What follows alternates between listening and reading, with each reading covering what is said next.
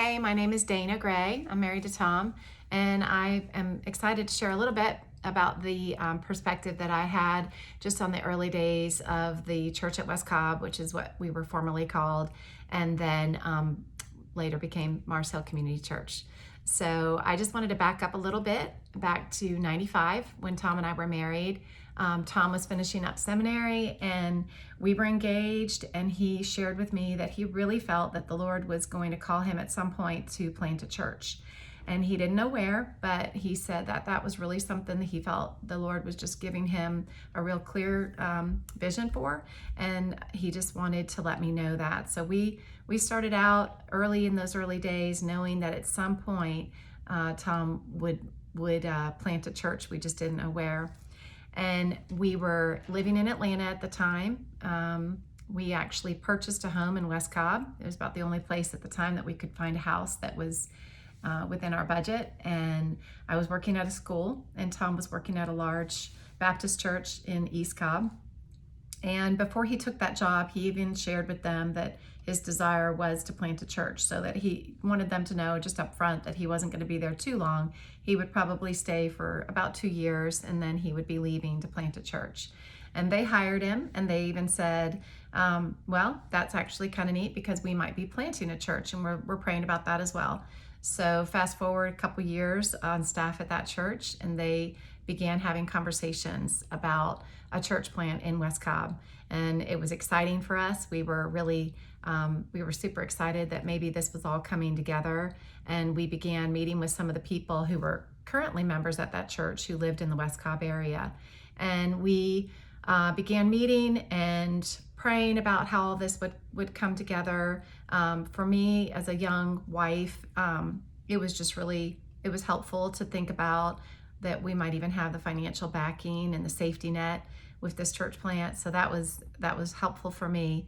But I remember Tom saying early on in those discussions to just pray, and if something were to happen, and if that church decided that they weren't going to plant the church, that this was something that God was still leading us to do. So he was asking me just to pray about that. And he said, I really feel a peace in my heart, even if they decide that they don't want to move forward with this, that this is what we're supposed to do.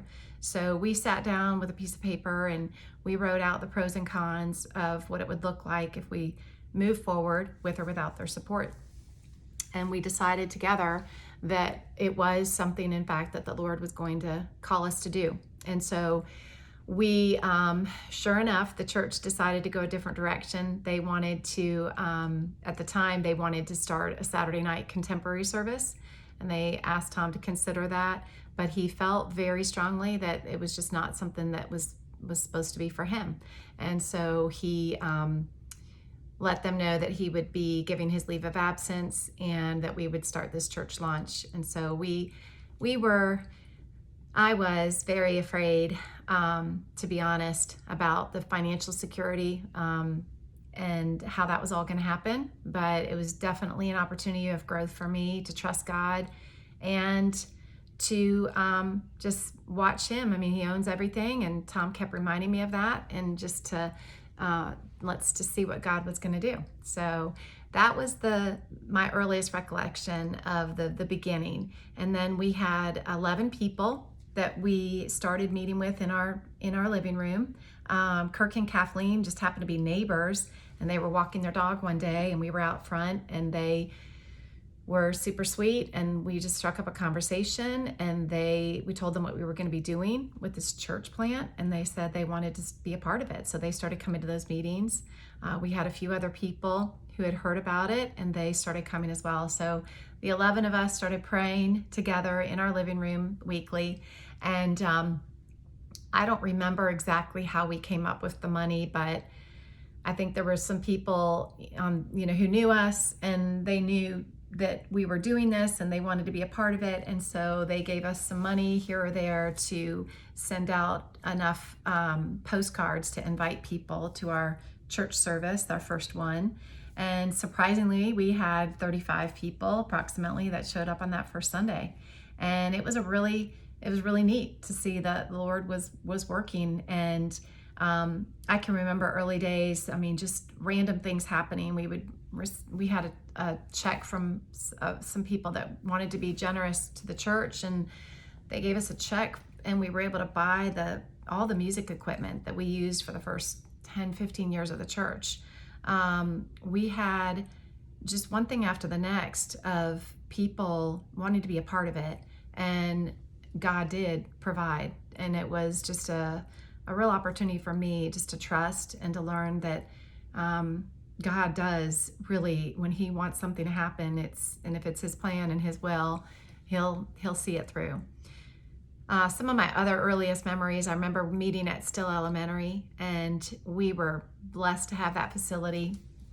I remember Tom and I, early days, he had this old beat up truck, and we were able to put all that music equipment in the back of it, and we had handmade ramps. I mean, there's 2x4s that we set up, and a little, Tom made, he's not very handy, but back in those days, he did make a little dolly that he could put all the heavy speakers on, and then we would, wheel it down the back of the truck.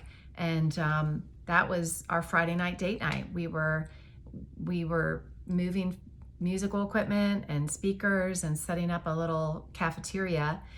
We had the privilege to clean up all their Friday afternoon popsicle day, or I don't know what it was, but they had those orange pop-ups that seemed to be all over the floor. And so I think the church or the school appreciated the fact that we were meeting in there, maybe because when they got back on Sunday nights to clean up before school, the floors weren't a mess, and we were able to keep it somewhat clean. I think that was helpful for them. Another funny thing, and you never have seen me on stage singing because I am not a singer. It's not my talent or gifting at all.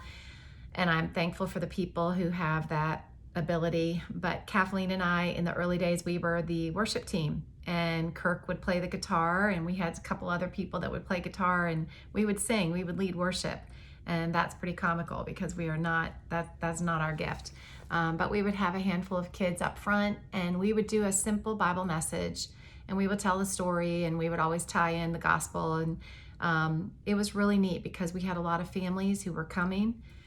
They would say that they were coming for their kids. They just wanted to bring their kids to something good on Sunday mornings, but you could tell that they were starting to listen to the messages, and they were hearing for the first time. Many of them were unchurched, and they were hearing the gospel.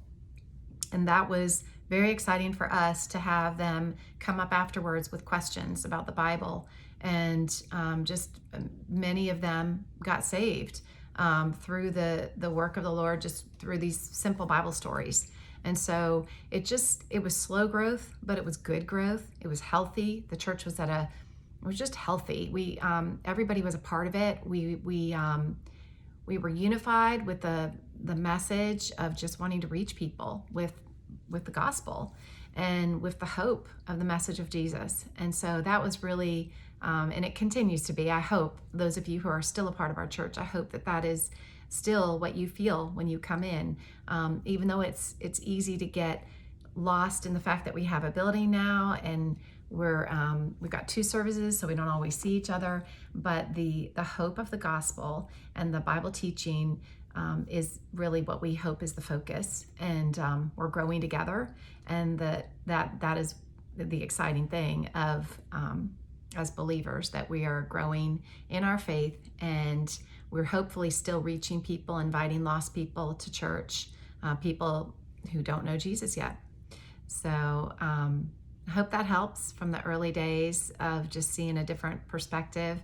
I am very thankful to follow a man who is on his knees praying for direction for this church, and he continues to be faithful.